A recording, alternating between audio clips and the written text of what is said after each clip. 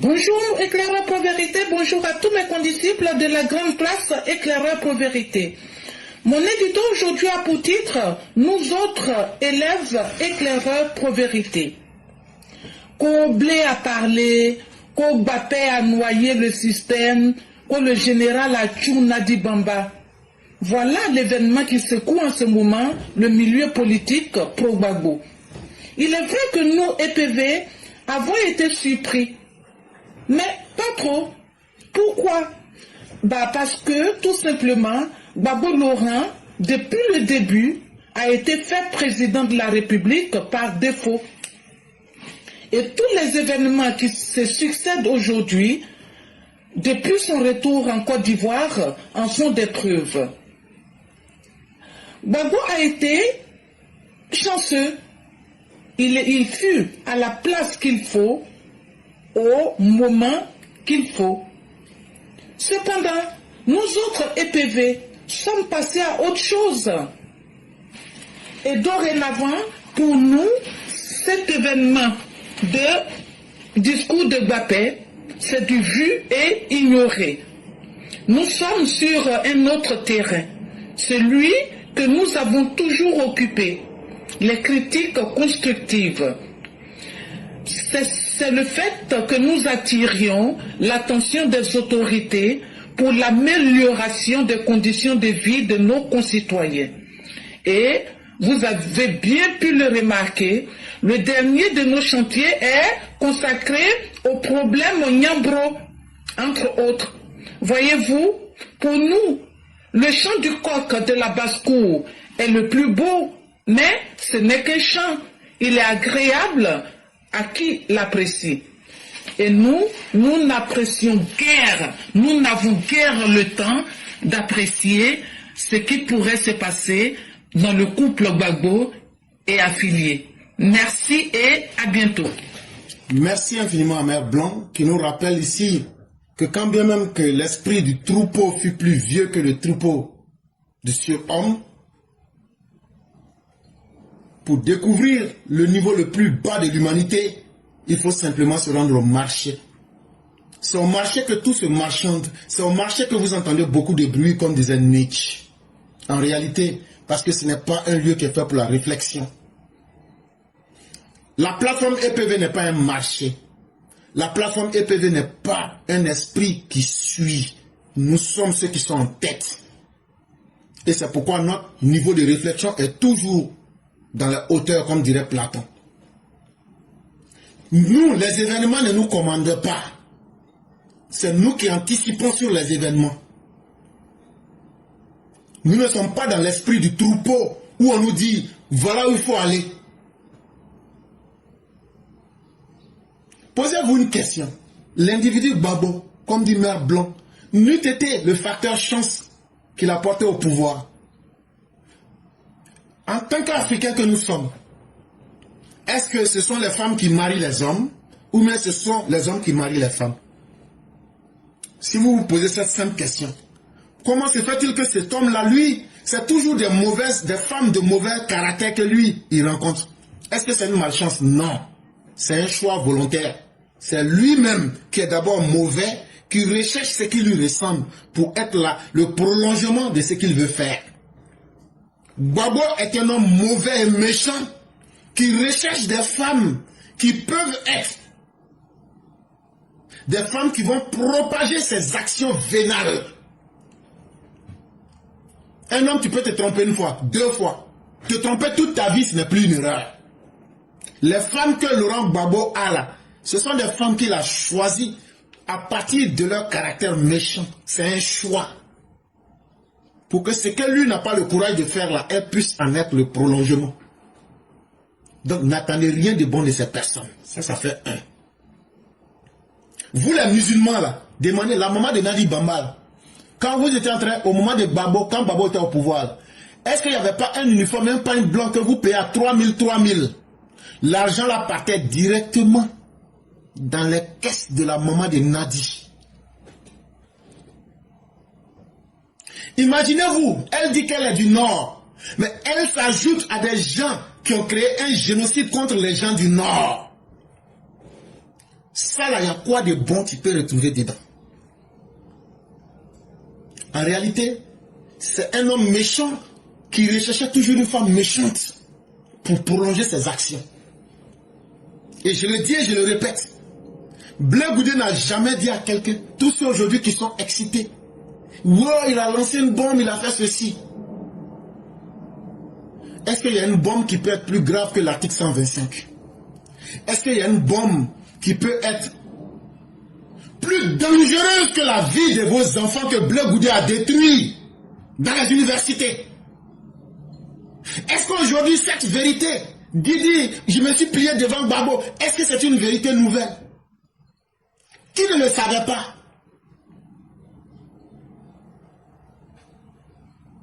Mais quand quelqu'un, comme un mouton de troupeau, se laisse guider par les événements, tu te laisses surprendre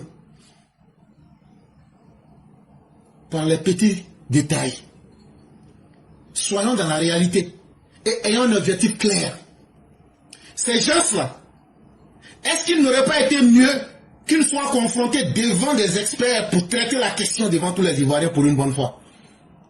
Pour qu'ils soient obligés de dire toute la vérité. Parce que c'est en mentant qu'ils ont pu échapper à la CPI. C'est moi, je vous ai dit ici, que Blé Goudé là, pardon, Soro Guillaume, ceux qui s'en souviennent, je me souviens comme si c'était hier. C'est moi qui vous l'avais dit, que Soro Guillaume, quand il était au Golf Hotel avec le président Ouattara, il a tenté d'empoisonner le président Ouattara. Mais tout récemment, on vient de voir des journaux de comment on appelle, des Jeunes Afrique, qui confirment cela. Et surtout, Soro Guillaume qui s'apprêtait, au moment où il était au Golf Hotel avec le président Ouattara, en complicité avec Nadi Bamba, au moment où il était là, au Golf avec le président Ouattara, lui et puis Nadi Bamba étaient en train de créer le PND.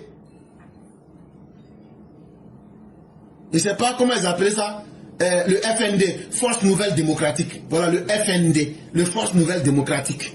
Un parti politique. Ces gens-là n'ont jamais été. Blé Goudé là, avec Soro Guillaume qu'il est en train de critiquer là. Ils sont dans un jeu qu'ils appellent le changement générationnel. Ils sont en train de détruire Babo à travers sa femme aujourd'hui. Mais après la Blé Goudé puis Soro Guillaume vont se retrouver. Ne vous laissez pas distraire. Quand les événements viennent là, restez tranquille, ayez l'esprit froid. Prenez le temps de bien regarder. Et c'est pourquoi j'ai dit, tant que cette histoire va continuer, je vais être sur les plateformes, je vais écouter, mais je ne donnerai pas ma position. Parce que je l'ai déjà donnée et je ne vais pas continuer à me réexpliquer.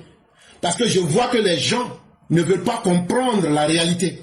Ne veulent pas eux-mêmes être capables d'analyser la réalité en étant maîtres des événements et de leurs pensées. Ils attendent que des gens produisent des faits, des dits, et eux maintenant essaient d'exister à travers cela. Nous autres, nous n'allons pas nous permettre cela.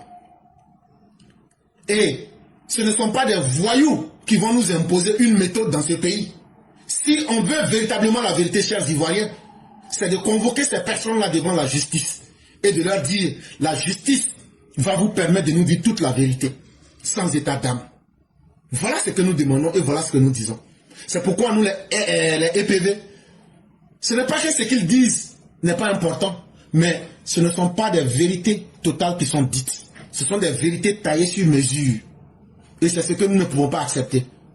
Parce que toutes ces vérités à moitié dites là sont dites en fonction de leurs objectifs qu'ils veulent atteindre.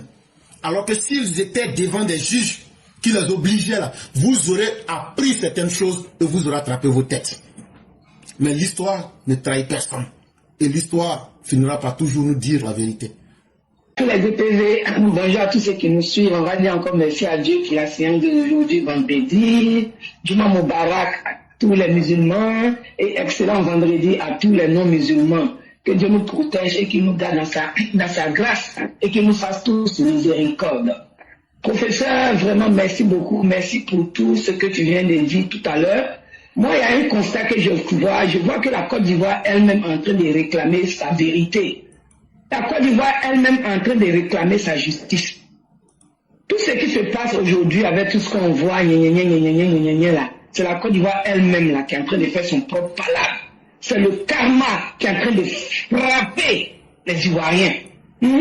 C'est le karma qui est en train de les chicoter. Et le karma ne cessera de les chicoter tant que la vérité ne sera pas sûre. Il faut que cette vérité ivoirienne soit sûre pour de bon. Pour que nous les Ivoiriens, on soit en paix.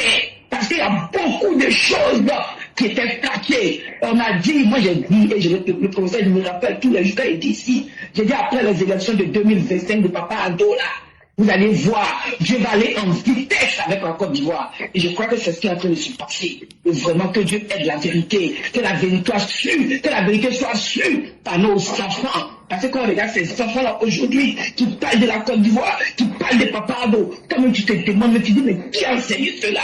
Mais Inch'Allah, la vérité sera sûre, parce que la Côte d'Ivoire est en train de faire son palabre. Naturellement là, nos morts qui sont comme la sur la terre, ils sont en train de vous renier, ils vont vous renier, ils vont vous renier jusqu'à ce que vous-même là, vous allez dire, ouais, politique de Côte d'Ivoire n'a qu'à laisser. Vous ne pouvez pas vous laisser, vous avez fait trop de tort dans ce pays, pour du n'importe quoi. Tout ça, tout ça. Donc vraiment que Dieu protège Papa Ado, que Dieu protège la Côte d'Ivoire, que Dieu protège tous ceux qui sont tous des Papa Ado, de bon cœur, que tous ceux qui manigancent contre la Côte d'Ivoire là, Dieu toi-même tu connais ton affaire là, faut faire ça. Merci Allah, merci à Dieu tous les jours. Que Dieu nous donne tous santé, longévité. Tout va se passer devant nos yeux ici. Inch'Allah. Que Dieu protège nos forces de l'ordre aussi qui permettent à la Côte d'Ivoire peut-être d'avoir la paix aussi. Que nos parents du Nord aient vraiment les oreilles écouter, le cœur pour entendre. C'est-à-dire, on vous dit, les Maliens là, laissez les Maliens là. Je ne peux pas vous dire, c'est parce que sur votre fille que je parle beaucoup de ça. Ni t'as dit que nous te pointez, ni t'as eu me pointer à réfugier comme nous, parce qu'il y a un moment de varier. Non, non, tout à tout la point, au bas la quoi, réfugié nous, côté. Non, moi, il y a des avec un mille d'accord. Son Dieu, il avait fait, avec un moral. Son Dieu, il avait fait, on va nous boy, parce qu'elle m'a fait qu'à faire ça. Donc, non, il y a un moral. Mais nous, on a qu'à là, il y a les canines. Pour vous savez que je m'arrête là, merci beaucoup. Merci infiniment, chère mère. Merci encore de tous les conseils que vous ne cessez jamais de donner. Et que Dieu, par sa miséricorde et sa grandeur, puisse nous couvrir de toute sa grâce. Amen. Et qu'il nous apporte surtout ce que vous dites. Je crois bien, c'est dans la sourate 99 du Coran, sourate Al-Zalzala, la sourate la Secousse. Et Dieu nous dit, au nom de Dieu, le miséricordieux, le clément, quand la terre tremblera d'un violent tremblement, quand tu vas voir que ce qui ne se passait pas avant, tu vois maintenant, ces choses-là deviennent très constantes sur la terre. Ça veut dire, ce qu'on n'imaginait pas là. Tu vois, l'inimaginable devient la norme. Aujourd'hui là, tout ce qu'on pouvait imaginer de mal là, aujourd'hui là, on a accès à ça. Ce n'est plus un secret. Aujourd'hui, la terre tremble parce qu'aujourd'hui, là, on voit les gens tourner porno, ils ont créé leur association. On voit des gens qui font des sacrifices humains, eux-mêmes ne s'en cachent pas. Des choses qu'on cachait pour la stabilité même de notre société. Aujourd'hui, ces choses-là sont devenues des choses qu'on déclare au grand jour. Est-ce qu'aujourd'hui, toi-même au fond de toi, dans ta famille, est-ce que tu es en paix? Est-ce qu'avec l'éducation de tes enfants, ton cœur ne tremble pas? Et donc, si le cœur de chacun tremble, c'est que c'est toute la terre qui tremble. Et tu vas voir que ce ne sont pas des faits nouveaux. C'est pourquoi la terre fera sortir ses fardeaux. Ça veut dire que c'était caché. C'était en bas. C'était dans les cœurs. C'était dans les esprits. Mais ce n'était pas sorti. Et pourquoi ce n'était pas sorti? Parce que chaque chose a un temps. Et personne ne peut défier le temps. Et le temps là, il finit par révéler tout, comme ce qui est caché, comme ce qui est apparent.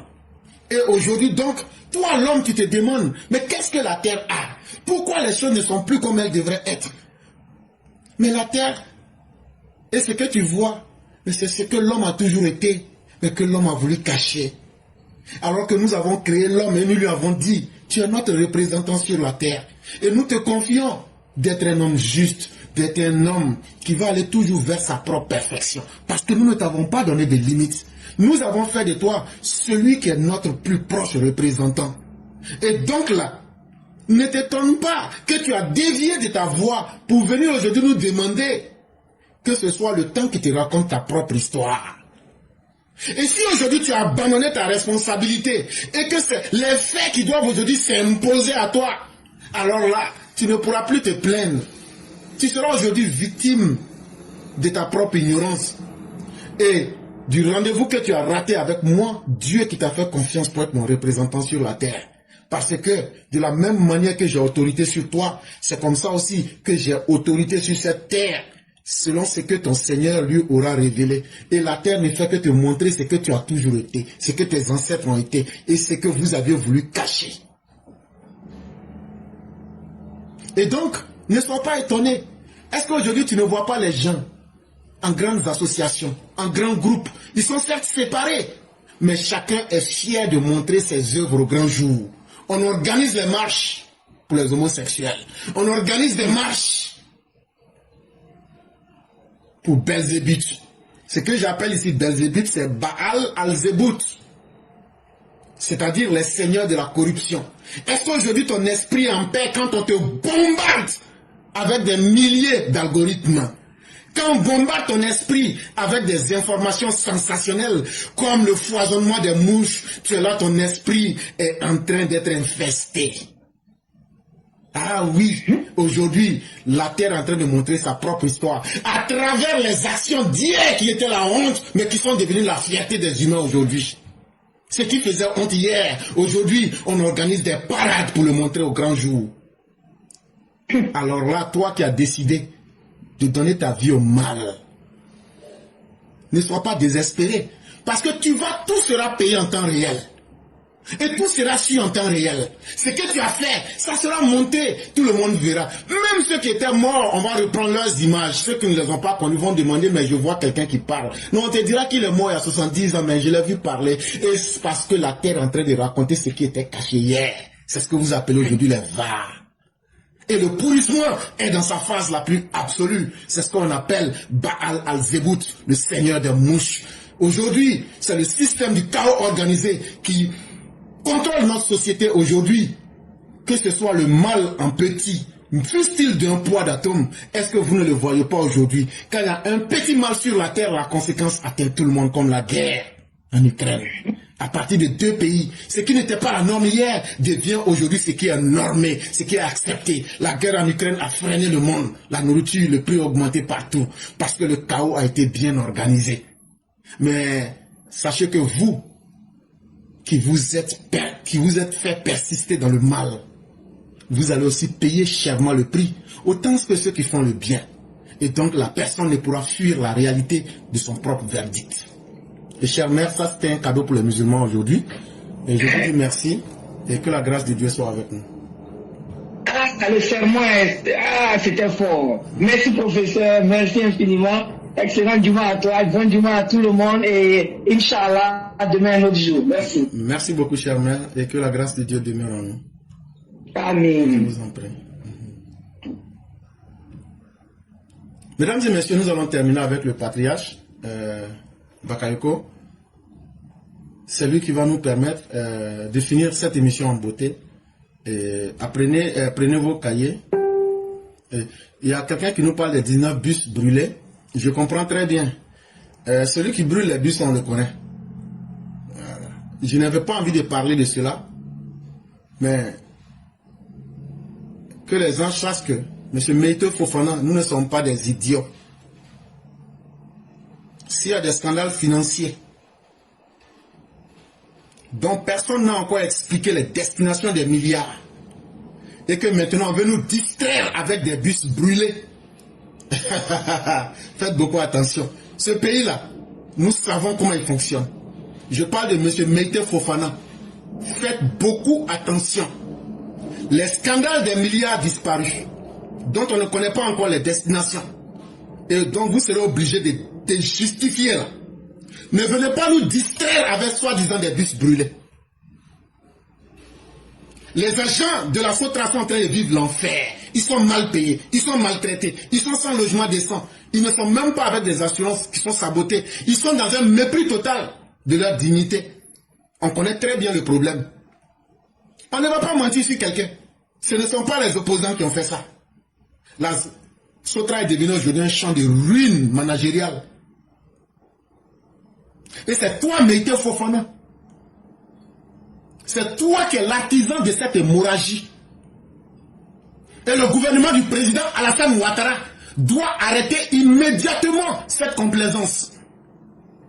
En y faisant un audit immédiat, une vérité totale, et dégager ce DG.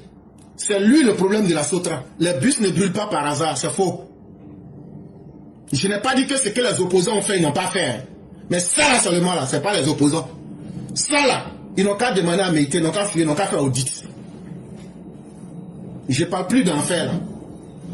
Il y a des choses dont on se tait dessus, en se disant que les uns et les autres sauront de quoi il est question. Mais la vérité là, quand on la connaît là, on ne va pas la cacher aussi. Et donc, au lieu de regarder dans la mauvaise direction, que les gens regardent le DG Meïté là, c'est lui le problème. Et pour savoir si c'est lui le problème ou pas, ils n'ont qu'à faire un audit propre et sérieux, ils vont comprendre de quoi il est question.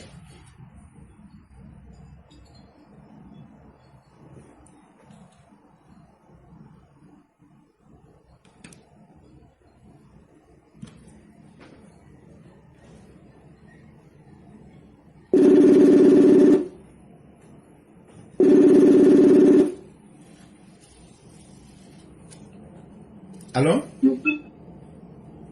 Allô? Bonsoir le patriarche, comment allez-vous? Ça va, Dieu merci. Okay. Et vous-même? Grâce à Dieu, tout va très bien. Et la famille? Ça va, alhamdoulilah. Dieu merci. Que Dieu renforce la santé.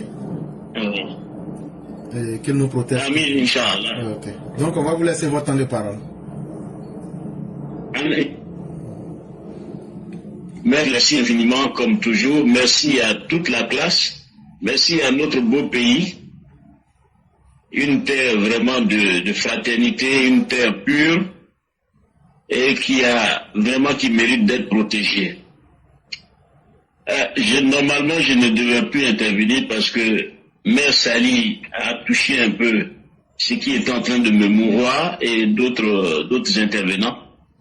Mais n'empêche, je vais essayer quand même d'y ajouter, ne serait-ce que par respect pour eux et pour toute la classe, cette contribution que j'ai demandé d'apporter.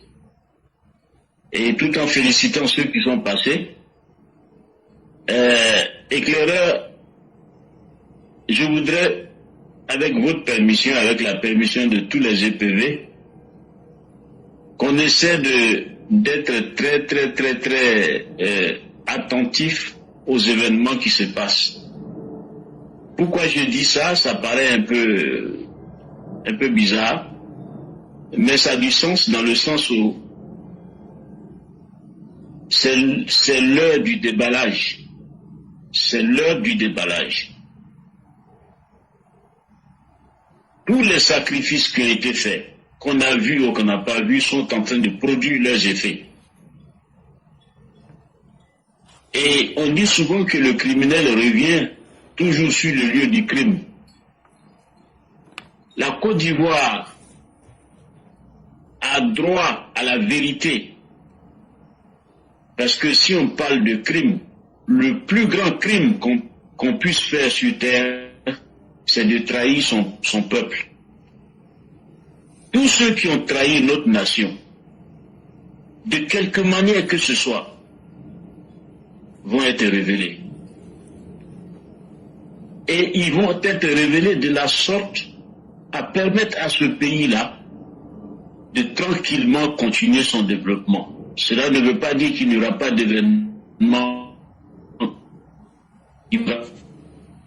Mais le fameux complot contre la Côte d'Ivoire, qui a été ourdi de la façon la plus honteuse, ce fameux complot aujourd'hui est à son terme.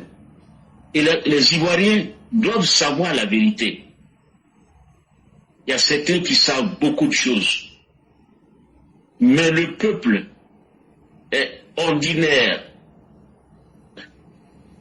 Le peuple dans les champs, le peuple dans les campements, le peuple qui chaque jour se lève pour aller chercher ne serait-ce que son petit bol de baka, doit avoir accès à la vérité aujourd'hui.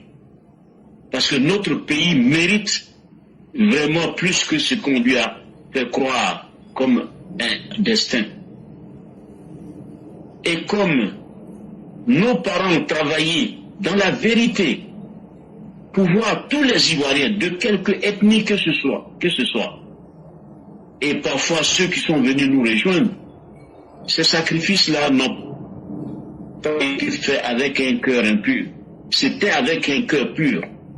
Et c'est pour cette raison que le processus a commencé, et ce processus est irréversible. Il ne va pas s'arrêter, quel que soit l'effort que les uns et les autres vont faire. Et de plus en plus, le déballage va s'intensifier. Le président de la République a accompli sa mission. Il est en train, n'est-ce pas, de petit à petit faire la passe. C'est ce qui nous vaut, c'est ce qui nous fait rentrer dans ce dernier mandat. Mais la réalité, c'est que personne ne sera, en tout cas, épargné. En tout cas, ceux qui ont pris sur eux la responsabilité de plonger notre pays et de le mettre dans des situations qu'il ne mérite pas, en fait, dont il doit être vraiment exempté, ces gens-là vont être dévoilés. Le processus a commencé. Ne les jugeons pas. Regardons à travers les enseignements que cela nous apporte. C'est ce que je voudrais dire à mon peuple ce soir.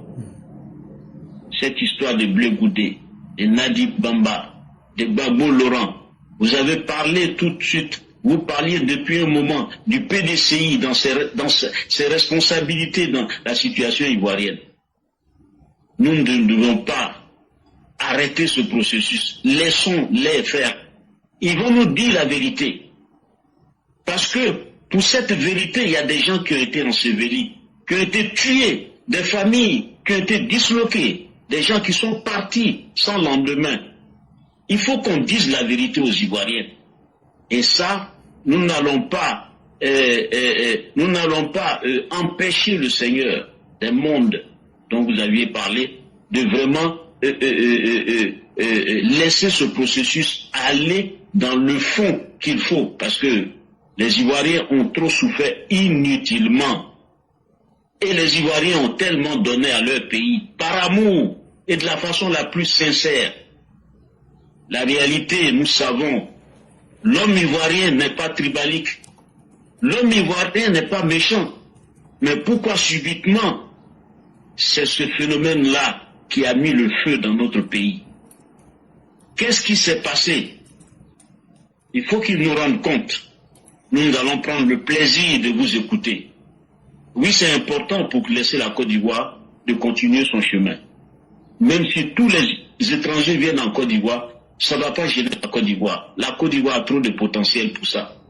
Mais la vérité est en train de se dire, et nous sommes heureux de voir que le processus est à un niveau, en tout cas commence à atteindre une intensité assez intéressante. Et quand on écoute les uns et les autres, nous voyons qu'effectivement, il y a de la malice, mais tout ça pour revenir à une chose. La perfection attire toujours l'imperfection. Tout ce qui est bon est en train de se réaliser et cela ne peut laisser ces gens-là tranquilles. Il faut qu'ils disent la vérité parce qu'ils ne sont pas dignes de la Côte d'Ivoire. Et les Ivoiriens doivent le savoir. Les enfants ivoiriens doivent le savoir pour qu'on ait un lendemain paisible et prospère. C'est ce que je voudrais dire tout en vous remerciant et vous dire que franchement les communications d'aujourd'hui nous ont fait beaucoup de bien et vous étiez pratiquement à un niveau très prophétique. Je crois que les inspirations touchaient un peu certaines vibrations et ce n'est pas par hasard que ça a été comme ça parce que la Côte d'Ivoire mérite mieux. La Côte d'Ivoire mérite qu'elle soit lavée de toutes ses souillures. Merci, bonsoir, à très bientôt. Au revoir.